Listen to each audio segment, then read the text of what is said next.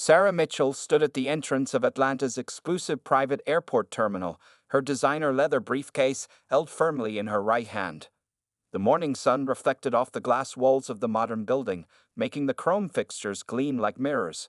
At 35 years old, Sarah had worked incredibly hard to reach her position as one of the top executives at Tech Fusion Solutions, a leading software company in Atlanta. Today was supposed to be like any other business trip for her. She had taken private jets dozens of times before, flying to important meetings across the country. Her dark brown hair was neatly pulled back in a professional bun, and her navy blue business suit was perfectly pressed. Everything about her appearance spoke of success and confidence.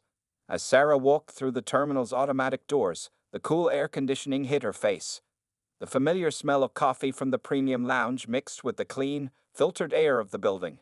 She checked her phone one more time, 9:15 a.m. She was exactly on schedule, as always.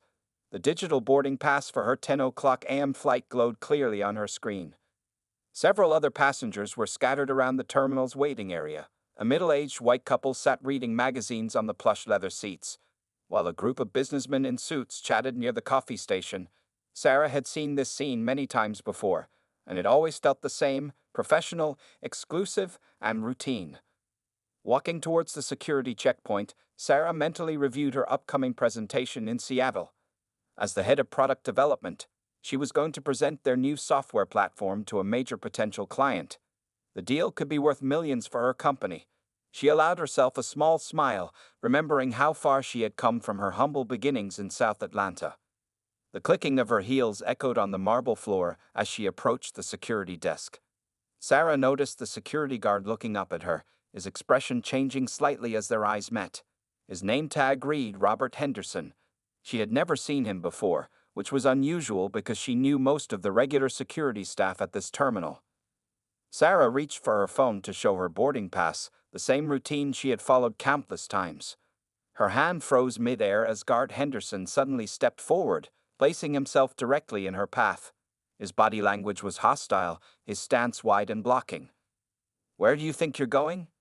Henderson's voice was sharp and loud enough to make several heads turn in their direction. Sarah kept her composure, though she felt her heart rate quicken. "Good morning," she said calmly, holding up her phone. "I have a boarding pass for the 10 a.m. flight to Seattle." Henderson's eyes narrowed. "I'm going to need to see additional identification and verification of your booking." Just moments before, Sarah had watched him wave through the couple and businessmen with barely a glance at their documents. She had been flying from this terminal for 3 years, and no one had ever asked for additional verification before. "Of course," Sarah replied, her voice steady despite the anger building inside her.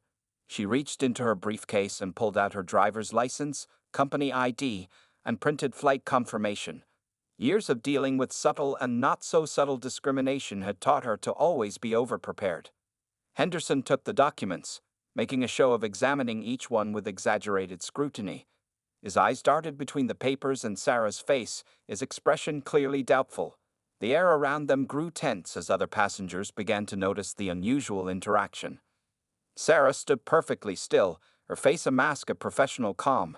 Inside, though, her mind was racing. She had faced situations like this before, at high-end restaurants, in luxury stores, and even in her own office building.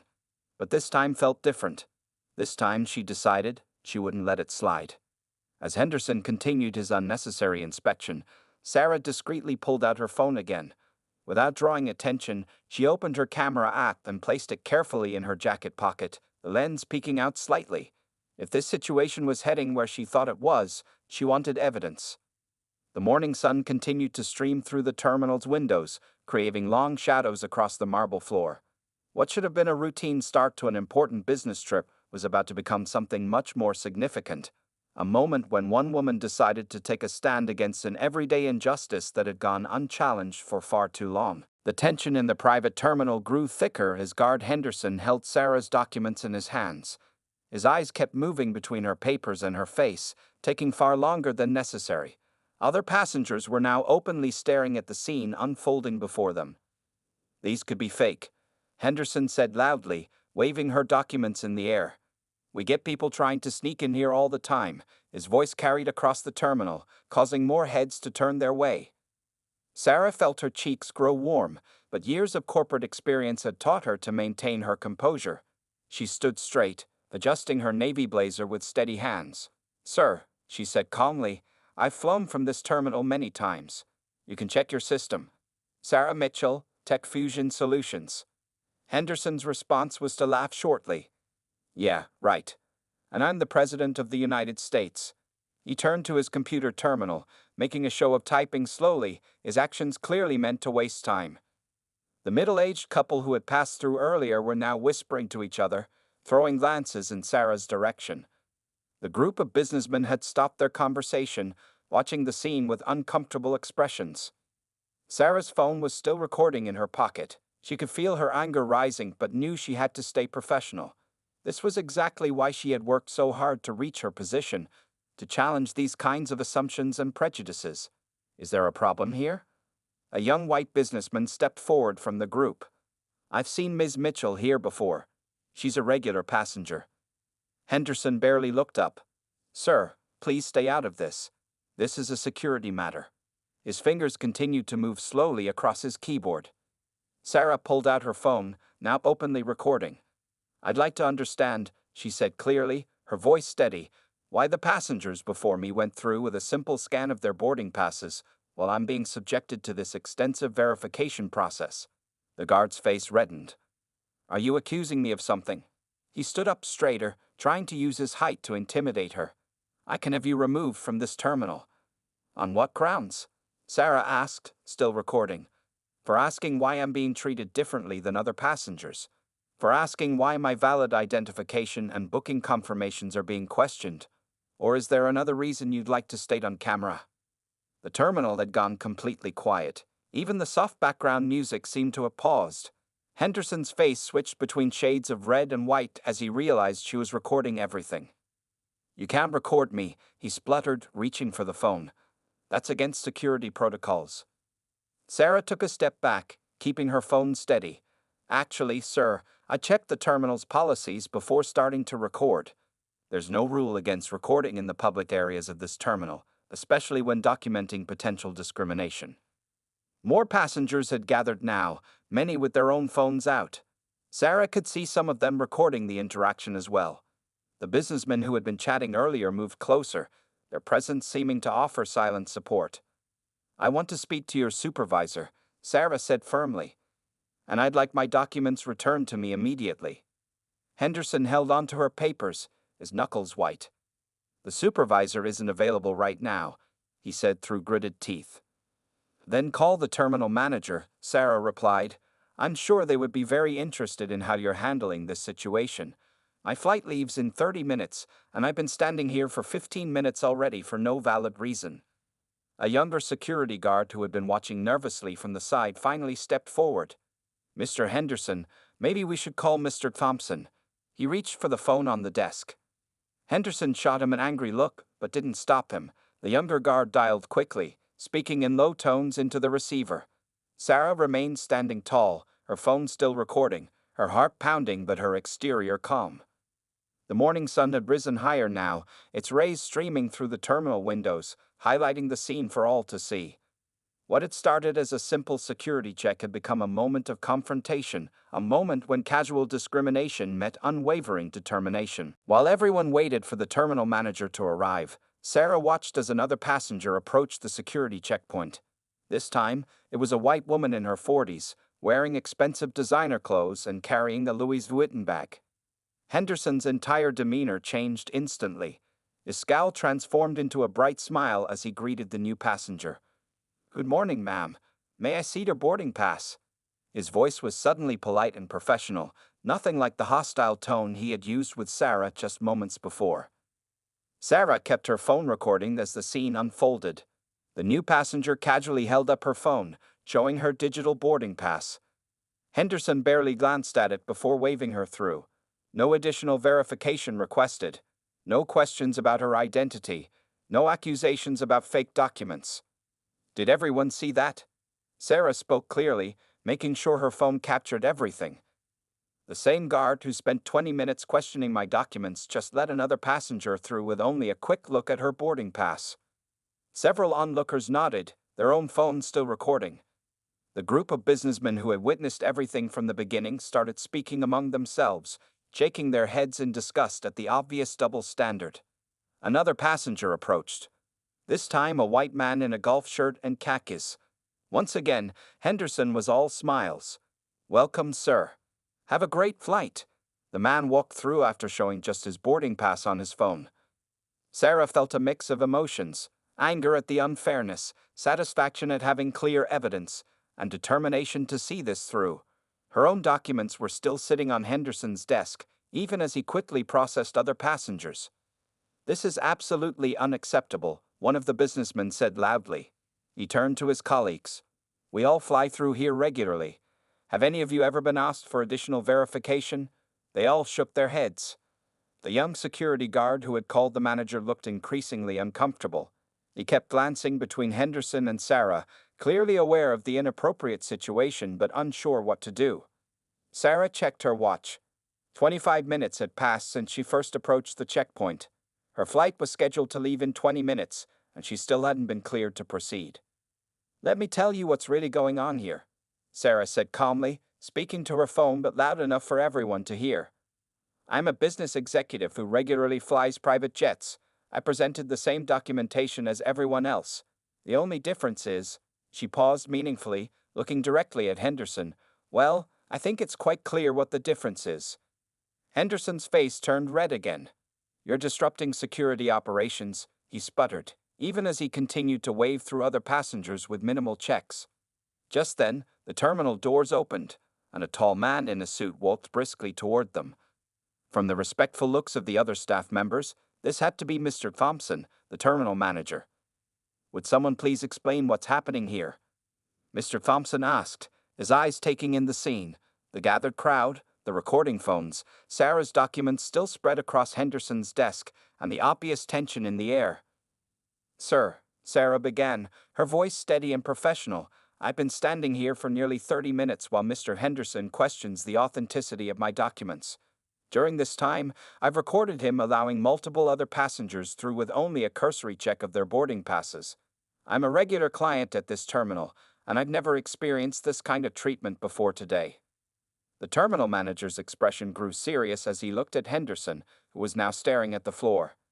Mr. Thompson had been in his position long enough to immediately understand the implications of what he was seeing.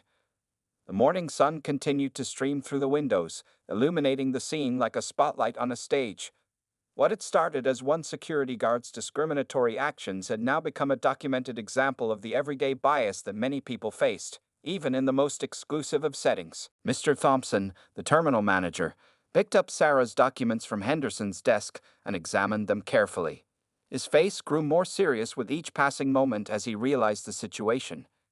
"Ms. Mitchell, I see you've been a valued client of our terminal for over 3 years," Mr. Thompson said, looking at her flight history on his tablet. "Your documentation is perfectly in order. I don't understand why there was any delay in processing your entry." Sarah maintained her professional composure, still recording with her phone. "I believe I can explain why," she said clearly. "In the past 30 minutes, I've captured video evidence of Mr. Henderson processing other passengers differently. Perhaps we should review the security footage as well." The crowd of onlookers had grown larger. Among them, several regular passengers who recognized Sarah from previous flights nodded in support. The young security guard who had called Mr. Thompson looked relieved that someone with authority had finally arrived. "I've seen Ms. Mitchell here at least a dozen times," one of the businessmen spoke up. "She's usually on the Chicago and Seattle routes. This kind of treatment is completely unacceptable." Mr. Thompson turned to Henderson, whose face was now pale. "Is there any security reason why Ms. Mitchell's documents required extra verification?" he asked firmly. Henderson shifted uncomfortably. "I was just following. I thought," he stammered, unable to provide a valid explanation. "Following what exactly?" Sarah asked, her voice steady but firm. "What protocol states that some passengers need extensive verification while others can walk through with a simple boarding pass check? I'd like to see that policy in writing." The terminal manager looked increasingly troubled. "There is no such policy," he admitted. "Our standard procedure is to verify boarding passes and match them with ID if needed. The The same process applies to all passengers. Sarah nodded, still recording. Then let me be very clear about what happened here, she said. I arrived at this terminal, just like I have dozens of times before. But today, Mr. Henderson decided I didn't look like I belonged here. He questioned my documents, suggested they were fake, and attempted to prevent me from making my flight, all while allowing other passengers through with minimal screening. Several phones in the crowd were still recording. The middle-aged couple who had passed through earlier looked embarrassed, finally understanding what they had witnessed. What exactly are you going to do about this? One of the businessmen asked Mr. Thompson. We all saw what happened. This isn't just poor customer service. It's discrimination. Mr. Thompson straightened his tie, clearly understanding the seriousness of the situation. Ms. Mitchell, please accept my sincerest apologies. This behavior does not reflect our terminal's values or policies. I assure you, there will be immediate consequences and a full investigation. Sarah kept her phone steady. I appreciate the apology, Mr. Thompson, but this isn't just about me. How many other passengers has Mr. Henderson treated this way? How many missed their flights or were humiliated because they didn't have the ability to stand up for themselves? The young security guard stepped forward. Sir, he said to Mr. Thompson, I've seen similar incidents before, but I wasn't sure how to report them. The terminal was completely silent now. Sarah's words hung in the air, making everyone present confront the reality of what they had witnessed or experienced. This stops today, Mr. Thompson said firmly. He turned to Henderson. Please report to my office immediately. Ms. Mitchell, I'd like to personally escort you to your gate, and I would appreciate it if we could schedule a meeting to discuss how we can do better. Sarah checked her watch. Her flight would have to be delayed now, but this moment was too important to rush. Sometimes, standing up against discrimination meant being willing to disrupt the normal flow of things. Her phone had captured everything, and she knew this evidence would help ensure real changes were made.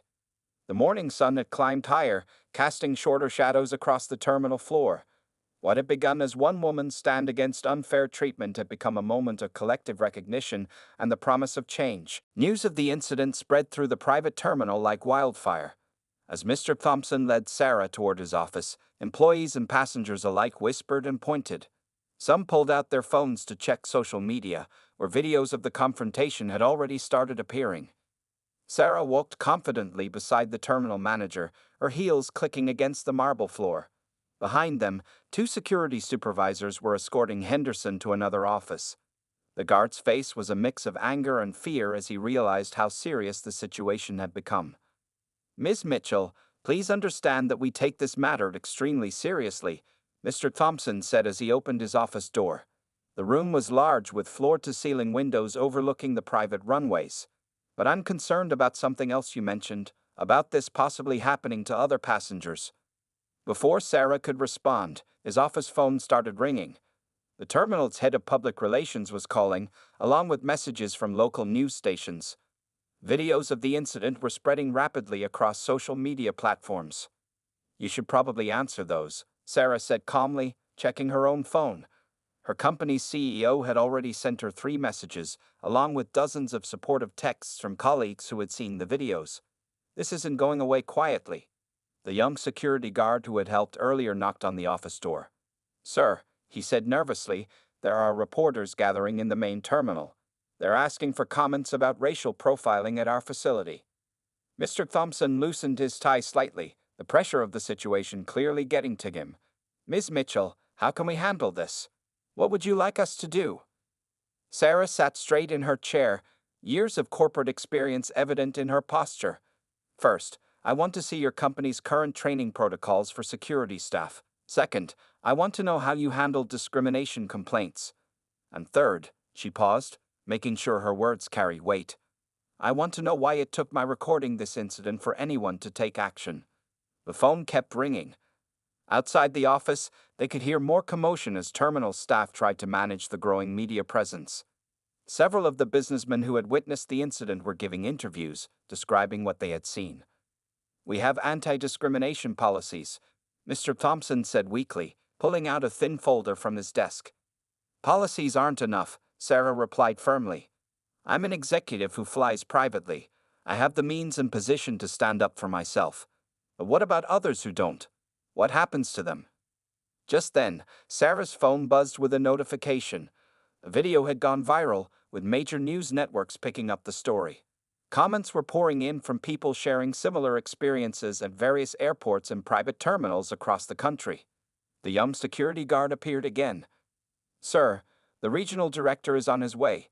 He's asking for all security footage from this morning, and he wants a full report on Mr. Henderson's previous complaints." Mr. Thompson's face paled. "Previous complaints?" "Yes, sir," the young guard said. "Several passengers had reported similar incidents over the past few months, but," he hesitated, "they were never properly investigated." Sarah stood up, smoothing her navy suit. "This is exactly what I'm talking about. Those complaints could have prevented what happened today. Instead, they were ignored, and the behavior continued." Outside the office windows, they could see more news vans arriving. The story was growing bigger by the minute. What had started as one woman's stand against discrimination was becoming a spotlight on a larger, systemic issue. "The regional director will be here in 10 minutes, the young guard announced. Sarah checked her watch. Her business meeting in Seattle would have to be rescheduled, but she knew this was more important.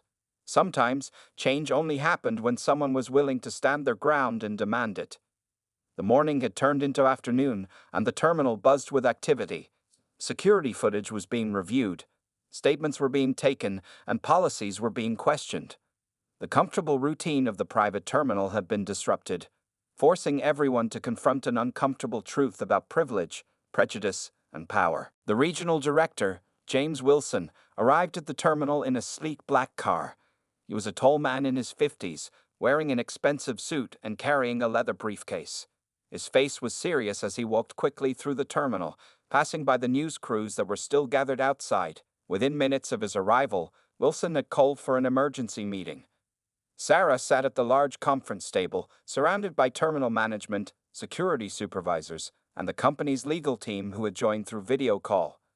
"Let me be clear," Wilson said, his voice firm as he stood at the head of the table. "What I saw in those videos is completely unacceptable. Ms. Mitchell, on behalf of our entire company, I want to offer our deepest apologies." Sarah nodded but remained silent.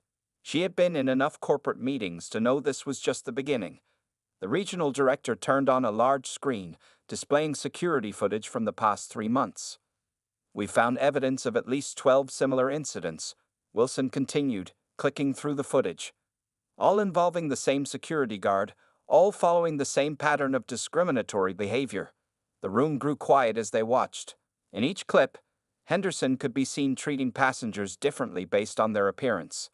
Some clips showed people of color being questioned extensively, while others showed white passengers passing through with minimal checking. "How did we miss this?" Mr. Thompson asked, his face showing genuine distress. "Why weren't these incidents reported?" The young security guard who had helped Sarah spoke up from his seat near the door. "They were reported, sir. I filed 3 complaints myself, but they were marked as resolved without any investigation." Wilson's face darkened. "We've also found those complaints in the system. Someone marked them as minor incidents and closed them without proper review. We're investigating who was responsible for that as well." Sarah finally spoke, her voice calm but determined. "This isn't just about one security guard or a few ignored complaints. This is about a system that allowed discrimination to continue unchecked until someone recorded it and made it public." The legal team on the video call nodded in agreement. One of the lawyers spoke up. "Ms. Mitchell is right. We need systemic changes, not just disciplinary action against one employee." Wilson pulled out a thick folder from his briefcase. "I agree. That's why I brought this, our new comprehensive anti-discrimination action plan. But Ms. Mitchell, we would value your input on this. Your experience today has exposed flaws in our system that we need to address." Sarah leaned forward, opening the folder. Inside were detailed plans for new training programs, reporting systems, and accountability measures. But something was missing. "This is a good start," she said. "But where's the community involvement? The independent oversight? How will passengers know their complaints won't be ignored again?" The room fell silent as her words sank in. Wilson picked up a marker and walked to the whiteboard. "You're absolutely right. Let's revise this together. What specific changes would you recommend?" For the next 2 hours, Sarah worked with the team, drawing from her own corporate experience to help strengthen their policies. They created new reporting channels, established an independent review board, and designed a transparent tracking system for all discrimination complaints. Outside the conference room, the terminal was still buzzing with activity. News crews interviewed passengers about their experiences. Social media continued to spread the story, with hashtags calling for accountability in private aviation. Henderson had been officially terminated, and several other employees were under investigation for neglecting previous complaints. But Sarah knew firing one person wouldn't solve the deeper problems. "This is what change looks like," Wilson said, looking at the filled whiteboard. "Sometimes it takes someone brave enough to stand up and say enough before real progress can begin." The afternoon sun cast long shadows through the conference room windows. What had started as a discriminatory incident had transformed into an opportunity for real institutional change. Sarah's stand had not only exposed the problem, but had also helped create solutions. By early evening, the private terminal had transformed into a hub of activity unlike anything it had seen before. News crews still lingered outside, but inside, real change was taking shape. Sarah sat in the conference room, now filled with company executives, civil rights lawyers, and community leaders who had been invited to participate in the discussion. The regional director, Wilson, stood at the front of the room, presenting the newly revised action plan. "Thanks to Ms. Mitchell's input and courage, we're implementing immediate changes," he announced, pointing to a large screen displaying their new policies. Sarah watched as her morning of discrimination had turned into an evening of transformation. The company had agreed to all her suggested changes and even added more. Mandatory body cameras for all security personnel. Weekly reviews of security footage by an independent committee. A new mobile app for passengers to report incidents in real time. Monthly training sessions led by diversity experts. Direct hotline to regional management for discrimination complaints. "But promises aren't enough," Sarah said, standing up to address the room. "We need guarantees these changes will stick." Wilson nodded in agreement. "Which is why we're establishing an oversight board," he explained. "Ms. Mitchell, we'd like to invite you to be its chairperson." The offer caught Sarah by surprise. She looked around the room, seeing supportive faces nodding in encouragement. This was a chance to make real, lasting change. "I accept," she said firmly. "But I want to bring in people who face similar discrimination. Their voices need to be heard too." Just then, Sarah's phone buzzed. Her company's CEO had sent a message. "Proud of you. Take all the time you need. The Seattle meeting can wait. This is more important." The young security guard who had helped her earlier approached with a stack of papers. "These are all the previous complaints that were ignored," he said. "Some passengers have already reached out, wanting to share their stories." Sarah took the papers, her mind already planning how to contact these individuals. Each complaint represented someone who had faced discrimination but hadn't been heard, until now.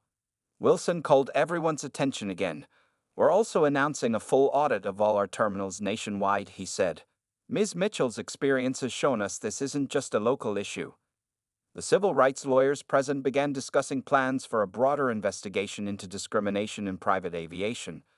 What had started at one terminal was spreading across the industry. Sarah checked her watch. It was almost 7 p.m. Her day had started with a routine business trip and had turned into something much more significant. The terminal staff was already implementing some of the new changes.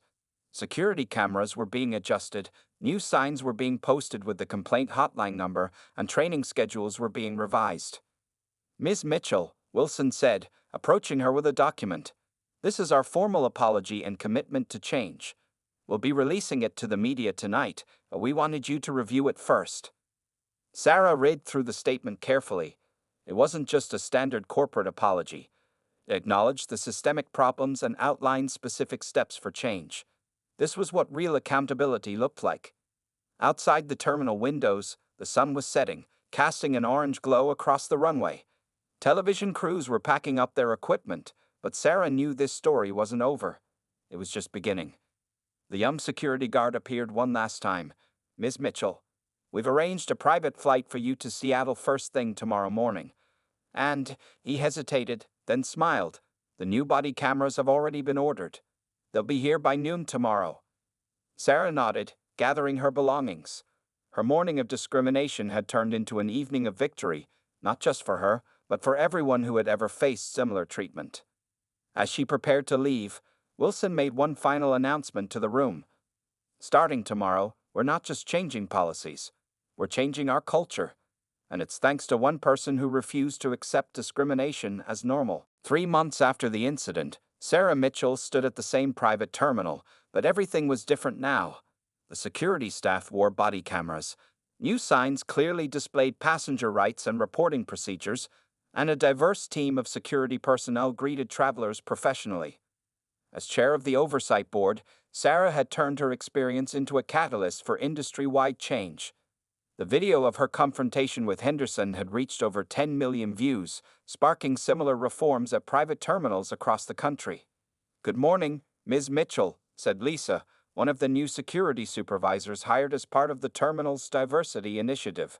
"The quarterly review meeting starts in 30 minutes. Sarah nodded, walking through the security checkpoint smoothly.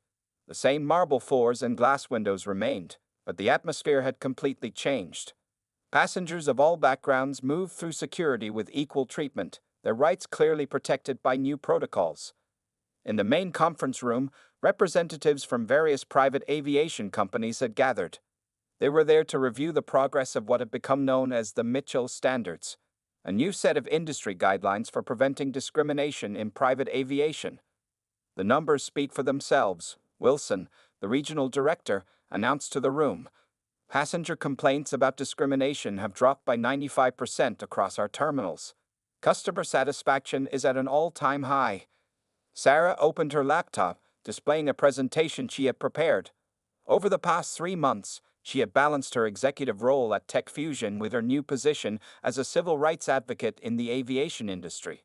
Her story had inspired others to speak up. "We've received over 200 testimonials," Sarah explained, showing slides of passenger feedback. "People who previously felt powerless are now being heard. The real-time reporting app has been downloaded over 50,000 times." The young security guard who had helped her that day, now promoted to training coordinator, shared his own report. "Every security staff member has completed the new training program. We've had 0 incidents of discriminatory treatment since implementation." Outside the conference room, a film crew was setting up. They were producing a documentary about the transformation in private aviation, with Sarah's story at its center. But more importantly, they were interviewing other passengers who had faced similar discrimination and finally felt safe to share their experiences.